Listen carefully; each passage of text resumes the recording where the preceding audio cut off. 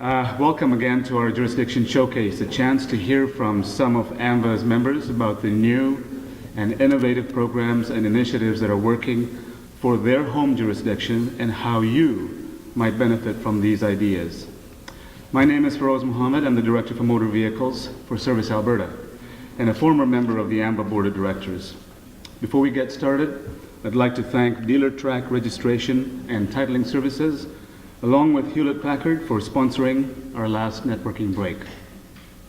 And also I'd like to remind you that if you saw a presentation here in New Orleans that really sparked your interest and you want to get a better look, visit AMVA's workshop website and click on the downloads page. We've got pretty much all the presentations from the last 2 days for you to view there, and you can also find the registration list. As well, a number of jurisdictions submitted their best practices as well as what's hot in their home jurisdictions. You'll find all the information there. I'd like to now introduce you to our panelists. David Burhoff, the Chief Information Officer with the Virginia Department of Motor Vehicles. Dave is a member of AMVA's Vehicle Standing Committee and the chair of the newly formed EID Working Committee. Then we have Julie Baker, the Bureau of Issuance Oversight with the Florida Department of Highway Safety and Motor Vehicles.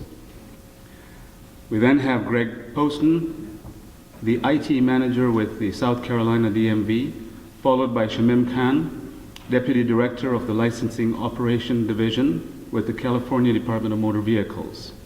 And rounding out our panel is John Kuo, Administrator of the Maryland MVA, and a member of the AMVA's Board of Directors. Thank you all for joining us. All right, we're going to get started now. All right, so what's happening at Virginia's DMV?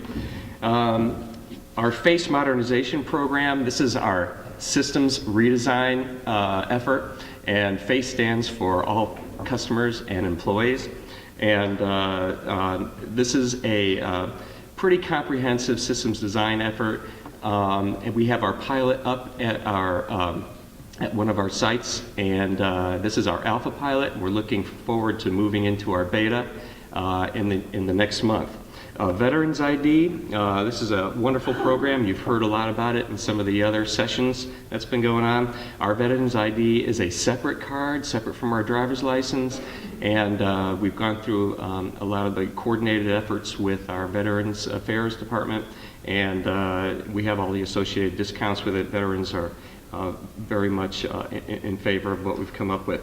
Troops to Trucks, this is a wonderful program that Bill Quaid was talking about yesterday with FMCSA, of actually moving those military service personnel right into the commercial sector.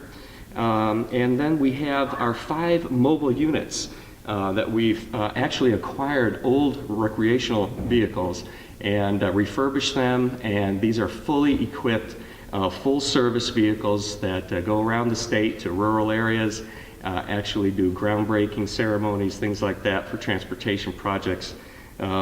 We also have our hunting and fishing licenses that we're now issuing for the Department of Game and Inland Fisheries for Virginia, and we also do boat registrations for them, and they're doing our trailer registrations. So this is lends itself to the governor's one-stop shop philosophy, and people are really taking to it. E-renewal notices, we've just recently crossed the 1 million subscriber number, and this covers email, text, and phone renewal notices.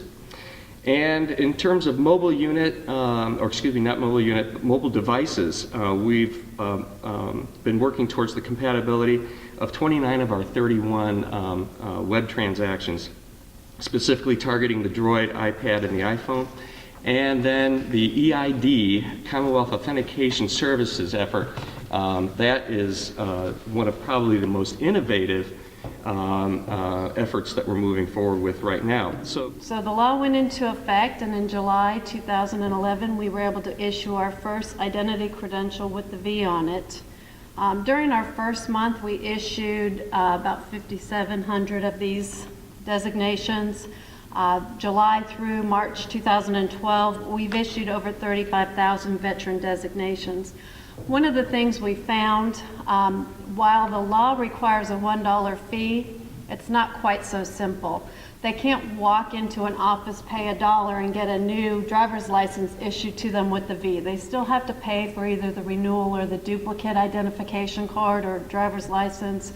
If they're not Real ID compliant, at that point they have to show us all their documentation. So it wasn't as simple as it came out. We, in our communication efforts, tried to make that clear, but a lot of media outlets put out there, and a lot of veterans are under the assumption they walk in with their dollar bill and get a new driver's license. So if your state goes through that, you might want to take a little extra precautions and steps in making sure that's communicated well. Here's a look at our new driver's license with the V designation. You can see it's there at the right hand with the blue V on it. Steps to implement. We worked with our vendor, got the programming on there. We were able to work with our vendor under our allotted programming hours, so there was no additional charge to the state for this. We implemented training and new procedures and policies for our folks throughout the state to be able to issue these to eligible veterans. Our public information campaign and press release all went out as well.